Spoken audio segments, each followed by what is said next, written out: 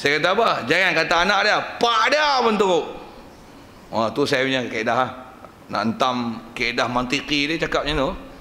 Pak dia pun teruk, sembang bak anak. Tok pak dia pun mengaji duduk sandar duduk luar.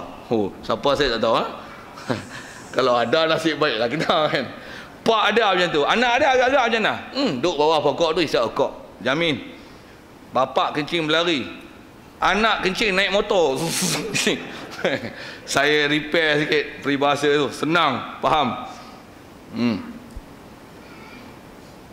Kalau anak dia main mengaji pun kata, oh bapak aku duduk sini rupanya mengaji.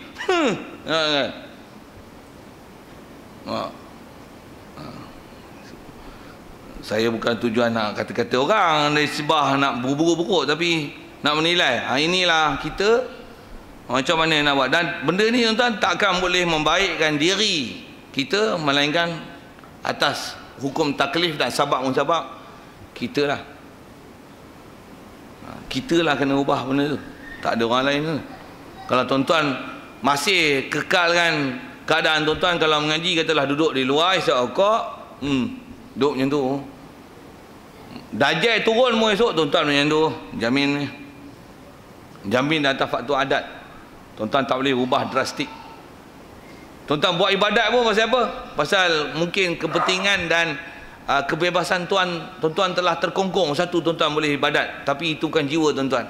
Kalau katalah, kalau saya sebut Dajjal ni, Dajjal tak ada, tuan-tuan akan balik macam mana lama.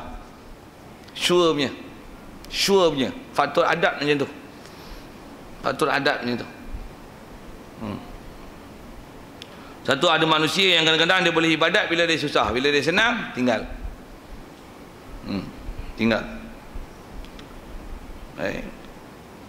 Sikitlah ke situ tuan-tuan untuk muhasabah diri kita. Asal kita bicara tentang akidah yang sedia maklum, Nabi kita Muhammad SAW penutup Nabi Rasul, itu sedia maklum. Cuma saya sedikit kaedah berfikir dan kata macam mana boleh jadi ada orang sampai mengaku Nabi Rasul. Tu sikit kita analisa dengan sistem pendidikan kita dan tengok kita siapa. Nah, akibat daripada kita yang tu pun yang dapat pendidikan yang lebih kurang lah, ada minat agama lah, yang main masjid surau lah, mengaji pun masih bersandar kat belakang. Itu yang minat tau, Tuan-tuan bayang orang yang tak minat, yang dipaksa datang. Tambah saya sebut dengan anak-anak yang diasuh dengan sekolah agama, dengan tahfiz, dengan sembahyang sunat, qobliyah, ba'diyah, dengan menghafal, dengan bangun tahajud, balik rumah tidur. Tuan-tuan bayang yang sekolah kebangsaan yang biasa punya, yang bukan didirikan dengan agama. Tambah pula dia pegang handset satu. You are mom and dad. Bukan dad dah mati tau.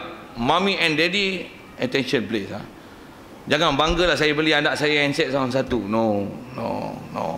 They are not supposed to use that handset, especially the smartphone. Ada handset, ada nombor, ada top up dan boleh akses internet. Saya berani jamin anak tuan-tuan hancur. Saya tak kata anak tuan-tuan lah. Tuan-tuan pun kalau ada tu, tuan-tuan duduk seorang, tuan-tuan tahu line-line yang boleh buka, line-line yang illegal punya. Ataupun kalau tak illegal, ada sesuatu tiba-tiba main pelik-pelik tuan-tuan buka tak buka? Itu saya tanya tuan-tuan, anak-anak tuan-tuan buka tak buka? Jangan banggalah, I beli anak I seorang satu handset. I beli apa? Sony Xperia Z. Apa benda tu tak tahu, dengar lah saya sebut apa. Reti kat lah nama-nama mendatang tu. Okey, siap. Selesai tu. Jadi pantaulah, tengoklah apa anak-anak kita. Satu anak saya tuan-tuan tengok, sampai ada orang tak percaya kan. Saya tuan-tuan nak percaya pun tak percaya punya masalah. Anak saya yang sulung 17. Dia lah ni duk mengaji di sekolah Arab, kat sekolah yang tempat di pondok lah. Dia ni tak ada handset lagi. Nombor pun tak ada. Kawan-kawan dia adalah tengok yang kawan-kawan sekalian dia tu, adalah orang-orang situ juga. Kalau kira saya dengan dia tu, dengan pak dia tu, saya ni jauh beza dari segi senang dia. Saya kereta 2 biji, satu Mercedes. Mercedes buruk lah. Mercedes buruk, Mercedes lah kan. Okey, saya sebut macam tu cukup lah. Saya bukan nak tayang harta, tapi saya nak tunjuk gini satu biji lagi Avanza pun pecah cermin depan, tak ganti lagi dah 3 bulan. Tak pecah, retak. Tapi hujan tak masuk lagi, boleh pakai lagi, lantak ke. Okey. Saya pakai kereta yang macam tu kan. Okey, tuan-tuan tahu saya punya kewangan macam mana, lebih kurang gitu. Nisbah Mercedes dengan Avanza tu. Apa saya nak sebut ni? Yang seorang, yang kawan dia ni, bapak dia ni, motor pun tak ada. Tapi anak dia ada handset. Orang satu dah ada internet, dah ada Facebook. Dia tanya anak saya nama Adibah, anak sulung tu. Adibah nombor apa? Nombor handset. Mana ada nombor? Tak percayalah. Nak tengok. Dia tak percaya anak saya tak ada handset. Tak percayalah, tak ada nombor. Handset apa pakai? Samsung Mana ada handset? Tak percayalah. Dia yang tak ada empat dia, tak ada motor tu, handset Samsung. Tapi Samsung bukanlah Note 1, Note 2, Note 3 dah. Tapi Samsung ni brand taklah cak ayamnya kan. Samsung yang boleh akses internet, boleh pergi kat wifi, tekan wifi, boleh akses, boleh ada Facebook, ada akaun Facebook. Anak saya Facebook buat apa pun tak tahu. Dia tumpang saya punya Facebook, pergi buka, dia tengok saya punya WhatsApp, dia tengok saya punya Facebook, dia tumpang saya. Dia tumpang saya, tumpang mak dia. Anak saya tak bagi handset seorang lagi, walaupun yang sulung dah umur 17. Walaupun dengan kalau saya buat kekurangan, saya boleh bagi. Saya boleh bagi lah, takkan nak beli Quattro, takkan nak beli, cukup lah saya sebut itu kan. Nak beli Samsung Core kah, boh pi Core keren kah apa, boh ke boleh beli. Takkan nak beli, tambah beli second hand lagi apa sepah duk jual. Tambah beli hak murah-murah tu, boleh beli sangat. Lenovo tak bo menantang apa, boleh beli. Ketel tak ketel apa, boleh beli. Saya tak bagi. Pasal apa? Terah hak kita pun tuan-tuan tahu. Dia buka-buka, dia tengok apa tu. Tuan-tuan jawab tuan-tuan. Tak faham tu. Tuan-tuan tak faham jiwa budak-budak. Dia dapat handset smartphone tu, dia buka, dia tengok apa tu. Tahu tak? Tak kerti. Game. Dia tengok game dulu. Handset saya, handset abah tak best. Siapa? Tak ada game. Saya bukan ada download game. Aku nak tengok jadah game apa. Handset abah tak ada game. Handset umi dia adalah game sikit. Dia dapat tu. Habis Quran tu. Habis Quran tu. Cik ustaz dia pun cengeng tak? Warak lah tu ustaz dia. Game. Tak ada saya kawan depan rumah tak apalah. Cukup solat. Ngulang. Semak. Berapa salah? Salah. Cang. Kita bagi disiplin kita. Duduk di rumah kita. Saya nak sebut apa kan? Orang tak percaya anak terah kita ada 2 biji kita tak ada handset, tak ada nombor telefon. Facebook apa? Tak ada Facebook. Facebook abah. Tak percaya. Saya nak tunjuk apa kan? Saya kawal anak saya macam tu. Anak tuan-tuan, I don't know lah. You recognize it yourself. Tuan-tuan bagi seorang satu, tak tahu lah. Okay, saya sebut macam tu saja. Sikit dengan bahasa TV satu. Fikirkanlah. Okay. Pasal kita nak sebut tentang pendidikan. Sejauh mana dia akan sibuk dengan ilmu, dengan Quran, dengan abah, dengan maklumat, dengan Islam, dengan taat, dengan sembahyang Jumaat. Di mana otak dia tentang Islam. Tentang mana? Baik. Dan lagi bahawasanya kata dia, Nabi kita Muhammad sallallahu alaihi wasallam ini diperanakkan dia di Mekah. Sedia maklum. Dia lahir di Mekah, dibangkitkan dia padanya pada Mekah. Istilah bangkit ni maksudnya dilantik jadi Nabi, jadi Rasul di Mekah. Jadi Nabi pada umur 40 tahun, Nabi jadi Rasul ketika peristiwa Isra' Mi'raj. Nak syarah tu agak panjang, sekali lalu pernah sebut dulu lah. Kod sambil kod tak berapa nak cam apa sebut beza Nabi Rasul tu satu hal. Mula-mula mesti Nabi dulu, lepas tu baru jadi Rasul. Ada beza Nabi Rasul, kita ada bincang dulu. Kerana pun kita lalukan saja tu dulu. Jadi maksudnya bangkit tu dijantik jadi Nabi, jadi Rasul di Mekah. Lagi berpindah ia ke Madinah. Kemudian dia berpindah ke Madinah. Kemudian daripada peristiwa Isra', faham Isra' tu Isra' Mi'raj lah. Dan wafat ia Rasulullah padanya pada Madinah. Dan dikuburkan dia Rasulullah padanya pada Madinah. Dan kuburkan dia Rasulullah dikebumikan pada rumah Siti Sayyidati Sayyidatina Aisyah radhiyallahu anha. Jadi makam Rasulullah lah ni itu adalah rumah Sayyidatina Aisyah. Cukup dengan cerita itu. Fakta tu pun rasanya budak-budak pasti pun tahu. Sikit analisa. Saya ngaji tuan-tuan, kalau almarhum Tuan Guru Haji Ghazali, saya duduk dengan Datuk, dia memang ajar macam tu. Saya nak ajar tuan-tuan macam tu jugalah. Apa dia? Lahir di Mekah, meninggal di Madinah. Sedangkan Mekah tu, tempat lahir dia, tanah tumpah darahku. Itu kot bahasa Malaysianya. Dan Mekah pun sebelum dia wafat, Rasulullah wafat, Mekah berjaya ditakluki. Istilahnya Mekah sampai ke surah Al-Fatah tu, idza jaa nasrullah wal fath wa ra'aitan nas yadkhuluna fi dinillahi afwaja. Tengok orang masuk Islam, berkumpulan-kumpulan masuk Islam. Pasal tengok akhlak Rasulullah, akhlak para sahabat. Walaupun dia meninggal, dia lahir di Mekah, dia tak mati di Mekah. Mati di Madinah. Walaupun Mekah tu istilahnya dia dapat takluk, dia dapat jajah. Bahasa kalau nak guna jajah, penduduk Mekah masuk Islam. Orang yang tak suka dengan dia tu sampai terpegun, teruja dengan akhlak Rasulullah dan para sahabat yang selama ni orang ni aku benci. Tapi bila dia masuk Mekah, tak ada dendam-dendam apa kepada orang yang pernah halau dan nak bunuh Rasulullah dulu dan para sahabat. Lah ni masuk dengan diberikan kemaafan. Sampai kalau ikut riwayatnya, ceritanya orang Mekah pada masa tu, dia kata kami ni sebenarnya kalau ikut bukan nak masuk Islam, tapi Islam telah masuk dalam hati kami. Dia tak nak masuk Islam tu. Kafir-kafir tu memang istilahnya benci, pasal dah ditanam benci. Tapi pasal tengok, bagusnya orang Islam ni tawaf, boleh masuk Mekah tu tawaf dengan ibadat dengan Allah, bagusnya orang Islam ni. Aku tak mau masuk Islam, tapi Islam baguslah. Islam masuk dalam hati kami. Asyhadu an la ilaha illallah, asyhadu anna Muhammadar Rasulullah. Tapi Rasulullah tak mau wafat kat Mekah, dia duduk Madinah.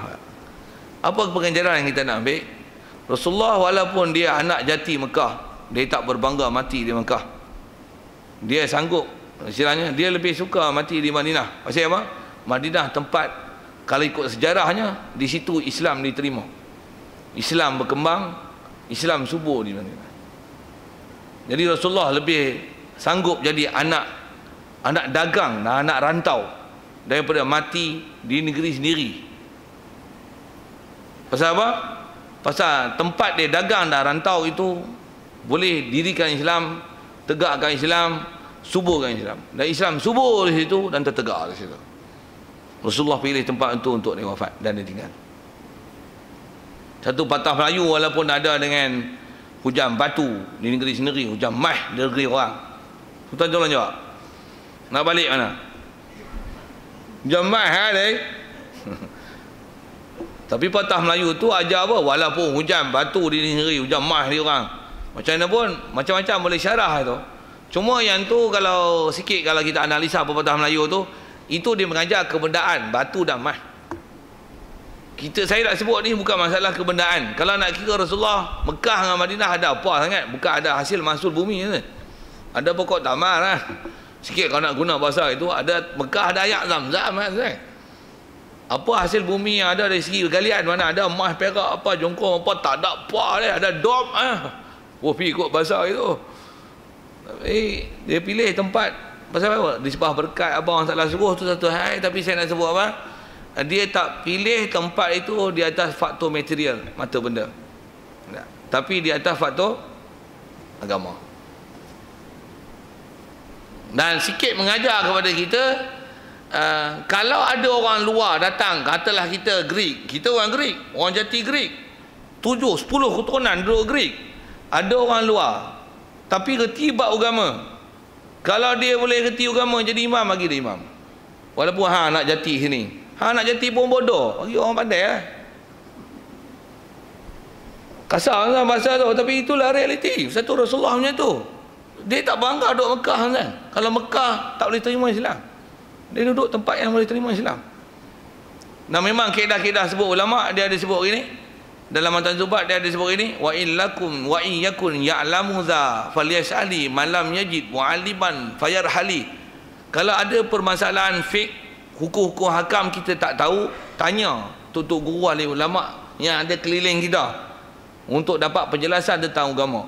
Malam yakun ya'lamu za falyas'ali. Siapa tak tahu hukum fiqh ke tauhid ke apa kan, tanyalah siapa ada keliling kita. Tanya. Saya nak guna bahasa Greek, seko tak kerti. Malam yajid mu'alliman fayarhali. Tengok guru seorang pun tak ada. Nak buat apa? Fayarhali. Belah, pindah. Tak usah duduk situ. Kalau orang putih kata, that is the barren place. Barren tu tak? Barren. Mandul. Tak subuh, tak lahirkan ahli ulama, tutup guru. Tinggal. Satu, saya tak duduk Kuala Lumpur kan, saya duduk KL juga, tapi bukan Kuala Lumpur, kuat luar. Subuh, masih subuh lagi dengan ilmu. Tok guru walaupun tak ada, masuk 4 tahun tapi masih hidup lagi. Ada orang mengajar lagi. Ada orang boleh khidmat lagi dengan ikhlas untuk mengajar, untuk menghidupkan lagi suasana ilmu. Tempat lain payahan nak pergi, payahan kan. Kita lah tolong bantu apa yang boleh. Pasal apa? Jaga status ilmu yang ada tu. Saya seronok pergi duduk sini daripada duduk KL. Walaupun KL sekali ceramah, saya balik dulu pernah sekali ceramah sekali ya tuan-tuan, 800 itu hak salam tu. Ketambang minyak kereta sewa homestay lain, tu tak kira, tu lain, tu dia bayar semua. Tu istilah diklaim lah. Berapa ustaznya minyak tol apa, dia tak payah tanya, takkan tak tahu. Orang tengok kereta aku kan tahu lah. Takkan tak tahu, takkan tak boleh estimate tu kan. Bodoh terang langsung, aku bukan buat trailer. Tengok kita kalau macam ni Abang Zam macam ni, takkan tak ada average yang takkan tak biasakan kita. Aku nak sebut pun malu lah kan. Sebut nak bagi tak mau bagi pun sudah, bagi ni pun banyak. Kalau ikut semalam 800 kali kan, kalah kali gaji menteri tu. Sebut sehari 800 kan, bukan sehari, semalam. Tambah pula ada populariti pula. Ada title lah sikit. Sikit. Tapi buat apa? Orang yang main dengar, angguk balik. Tak ada benih yang boleh jadi alim dengan sebab kita. Tak, satu saya tak balik lah. Memang duk tanya lah, bila nak balik. Saya kata tak mau balik, aku duduk sini. Sini ada anak murid yang jadi pandai dengan sebab kita. Kita suruh dari bawah. Walaupun dia punya asalnya level dia E. Dari segi kebijaksanaan dia punya intelek dia, boleh E. Walaupun tak boleh A kan, kita boleh buat satu lompatan sarjana, boleh jadi C. Jadilah. Tak pernah semayang, dia jaga semayang dia.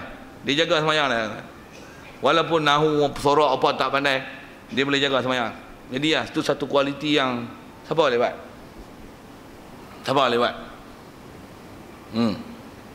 Apa nak sebut ni? Tu saya bangga duduk tempat negeri. Satu hijrah lah, mana boleh hijrah. Dan orang tempatan jangan tunjuk besar kepala. Mu orang luar, aku orang sini, aku tapak lagi. Tak betul.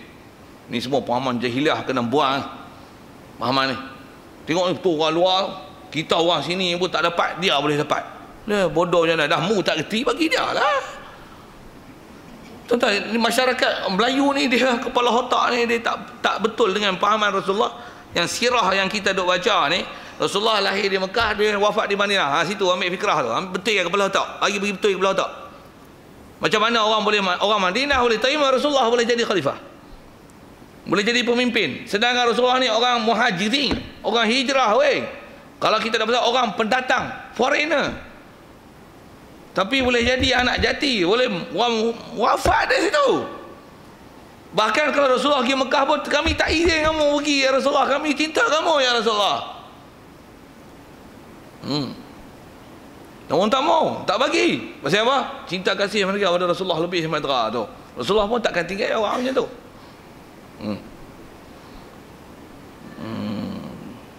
Jadi itu pelajaran sirah yang kita nak ambil. Jadi tengok mana hak kepala masam tu, kita kena buat kepala masam yang dia kata mu tak belajar sirah lah. Apa dia Rasulullah wafat di Madinah, betul lah. Apa dia aku tak faham. Itulah bodoh, tak faham gini. Boh. Maksud apa? Kena bertegas dengan orang macam tu. Apa mu tak faham kan? Dia orang luar. Orang luar apa kalau dia ada qualification? Hang kalau tak ada qualification jadi guru besar, orang jadi guru besar mu sekolah kebangsaan ni. Ya. Bodoh, mu S berapa? S berapa? S21. Ada 21 ada kot ni. Tak tahu mai Acik sebut nombor ni. S18 kan, S17. Kak, sekurang-kurang level guru besar apa? S46. Kak 2001. Bubuh kan? Bubuh yang nombor. Saya tak tahu label tu, saya bubuh yang nombor tu. Bubuh nombor besar, satu nombor besar lagi lah tak. Ha? Mu apa label mu tak ada? Nak jadi cikgu mu tak boleh. Nak jadi guru jasmani mu tak layak. Sibuk nak marah orang jadi guru besar, jadi imam, jadi PTA, jadi apa-apa sini. Mu apa? Nak ke lah ambil ilmu Jangan kira masalah mu duduk mana. Orang mana? Itu prinsip tau. Itu prinsip agama kita. Kita diajar dia dan bertegas di atas prinsip agama macam tu. Di atas siapa yang memang boleh, siapa yang ada kelayakan, siapa yang memang ada nisbah ilmu, nisbah ni siapa yang taat, siapa yang ada ciri-ciri dan kriteria yang sepatutnya, nisbah pemimpin, nisbah imam, nisbah khatib, siapa. Kita ni orang mana duk jerit-jerit dalam masjid duk ngajar ni? Tak ada orang lain ke? Mu ngajar lah boleh. Tak, saya kalau ada orang yang cakap itu, apa bagi dia ngajar tu? Tak apa. Saya daripada Begalah Hulu, kalau mu ngajar aku mari. Tuan-tuan, saya garang-garang kak. Main orang macam main kepala masam tu, saya kepala masam tak tahu. Tambah pula saya tahu siapa dajal tu. Saya jangan main. Bab tu saya kepala masam kat tu. Tak percaya try. Okey, cabar tak cabar saya sebab apa? Kita diajar dengan prinsip. Kalau tuan-tuan nak tahu sejarah ni, tuan-tuan pergi Begalah Hulu, pergi tanya yang kepala masam Begalah Hulu. Dia mentuk sahabat saya. Satu saya masjid Begalah Hulu saya tak boleh masuk. Pasal ada kepala masam. Tuan-tuan tak faham dah dengar saya sebut. Masjid Gerik ni dia ada kepala masam, tapi kepala masam dia boleh panggil saya. Satu saya boleh masuk Masjid Gerik. Saya tuan sampai belah-belah Ipoh apa tu, dia orang tanya saya, ustaz ni kalau Masjid Keruh ni mesti sebulan seminggu 3-4 kali masuk apa? Pasal dia mau gaduh panggil saya mengajar. Dia kata ustaz mesti Masjid Begalah Hulu ni 3-4 kali apa seminggu. Saya kata apa 3-4 kali seminggu apa? Setahun sekali dia mau tak pernah panggil masuk. Jadi kita dia tahu kita siapa cakap macam mana macam ni. Begalah Hulu tak boleh cakap macam ni. Gerik saya dah cakap macam ni, tak tahu lah macam mana belakang. Tak tahu. Halo. kita tahu kita bukan orang bodoh. Saya nak sebut apa tuan, sirah mengajar perkara tu. Satu, kita lagi baca Quran, lagi mengaji, lagi faham kerenah dan tribulasi manusia macam ni. Jadi kita nak ambil daripada fakta sejarah tu tak mana? Rasulullah tak wafat di Mekah Jadi tak usah duk gaduh lah nak balik kampung. Kampung kalau kata mu jemaah tak ada ilmu, tak hidup. Orang kampung tu nafsi-nafsi, tak biasa peduli dalam bab agama, tak hidup dengan agama. Tak payah mu jual lah kampung halaman mu, baik duk sewa duk pondok. Lagi bagus. Tak ada bangga kita tuan-tuan dengan harta benda rumah besar, tapi tak boleh buat urusan agama. Tak ada makna. Tinggal kampung halaman. Rasulullah tinggal kampung halaman. Dia tak bangga mati di Mekah. Kalau ikut fadilat di Mekah macam mana? Besar Masjidil Haram semayang berapa rakaat tu. Nak banding dengan masjid lain, kalah tu. Tapi dengan banding dengan dakwah, banding dengan ilmu, banding dengan istilah MLM, dengan sebab kita dakwah buat Islam, orang lain ikut. Satu, berapa orang sahabat yang wafat di Mekah? Berapa orang sahabat yang wafat di Madinah? Kalau nak guna istilah wafat tu, wafat kalau Arab tak ada masalah tu. Berapa orang sahabat yang meninggal di Mekah dan Madinah? Sedangkan wafat sejarahnya, angka yang selalu disebut ulama ada 124,000 sahabat waktu Rasulullah wafat tu. Yang boleh kira dengan jari istilahnya, berapa peratus saja yang wafat di situ dengan fadilat jemaah semayang dan sebagainya. Tapi semua keluar siapa? Ambil fadilat dakwah dan sebar Islam. Itu lebih besar fadilat. Dengan sebab dia orang lain dapat petunjuk. Siapa keturunan dapat petunjuk tu semua dalam akaun dah. Jadi mereka hidup dengan cara macam tu. Tak kira tanah air tak tanah air lah. Kita gaduh tanah air. Rumah lama dah, rumah lama ni tak boleh nak tinggal, rumah pesaka, keramat lah apa. Apa bala punya pahamat lah tu. Dah sebati dah duduk di rumah ni tak boleh nak tinggal. Mu duduk dalam kubur esok, mu tak nak orang bawa kan masuk kubur, sebati tak sebati mu duduk tu. Okey, sikitlah bahasa itu kan. Okey, asal cerita tak Isra' Mi'raj dah ambil pengajaran situ lah. Nak cerita Isra' Mi'raj apa banyak, ambil pengajaran sirah situ je. Baik. Dan bahawasanya wajib itikad gini, syariat Nabi kita Muhammad sallallahu alaihi wasallam ni dia menasahkan segala syariat yang dahulu atas Rasulullah. Maksudnya mana syariat yang agama samawi yang datang sebelum ni terdekat dengan dia ialah Nabi Isa dengan kitab Injil. Sebelum tu Nabi Musa dengan kitab Taurat. Datang saja Quran memansuhkan Injil, Quran memasukkan Taurat. Dan sebelum Quran memasukkan memasukkan Taurat, Injil sendiri telah memasukkan Taurat. Lepas tu bila datang Quran memasukkan Injil, jadi the latest testament, the latest book, the latest reference that we have now sampai kiamat apa? Quran. Is Quran. Wajib itikad, tu itikad. Jangan paling.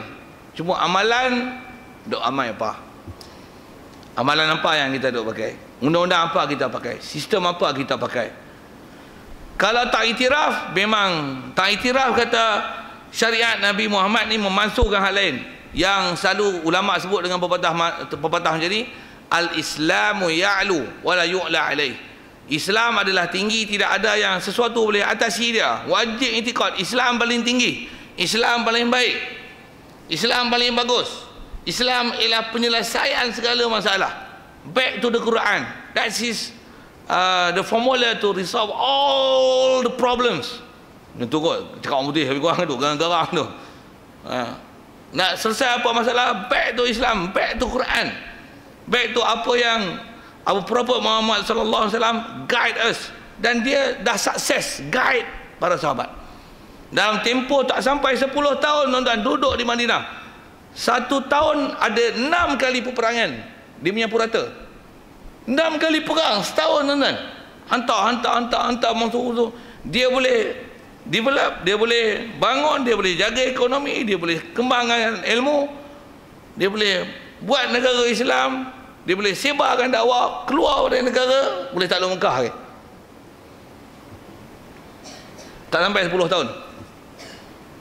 Nak sebut apa? Dia boleh buat. Nak kata apa? Islam adalah penyelesaian bagi segala-galanya. Wajib iktikad. Tengok kita pun tak ikut Islam.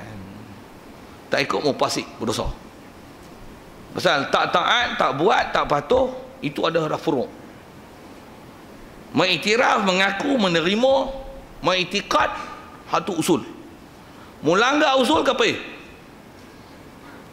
Melanggar furu', fasik. Tak mau sembahyang, tak mau semua, tak mau puasa, bobilah dengan bahasa mudah. Tak mau tutup aurat, duk nak muzik, tak mau tutup ilmu, dia gaduh nak isap rokok, bobi isap rokok 3-4 kali isap rokok sebut ni. Duk nak gaduh isap rokok, duk nak gaduh tengok TV, duk nak hiburan, duk nak menyanyi, duk konsert sana, konsert sini. Ini tak hidup cara Islam lah sau. Fasik. Macam mana pun, fasik tak fasik, itu umum hukum sebut. Cuba tanya directly. Ni aku tengok tak semayang ni. Semayang ni hantar tak wajib? Tengok dia jawab apa. Pasal nak sebut Islam ya'lu wala yu'la alaih. Aku tengok ni tak tutup aurat. Tutup aurat ni apa pandangan cerita sikit. Rasa aku mana tutup aurat ni? Tutup aurat. Kita ni tak buat hukum Islam ni, pencuri tak kena potong tangan. Apa pandangan tentang tak potong tangan ni? Contohlah kan. Tengok dia jawab macam mana.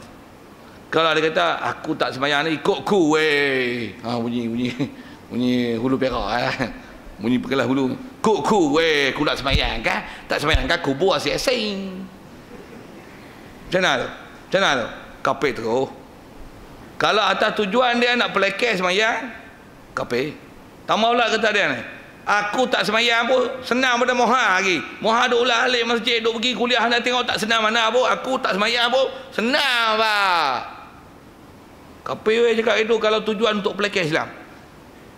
Pasal mu tak iktiraf ajaran Nabi. Habis-habis tak kata macam mana? Memanglah semayang tu wajib. Mu tak semayang pasal apa? Memanglah berdosa, aku nak tobat ni, aku nak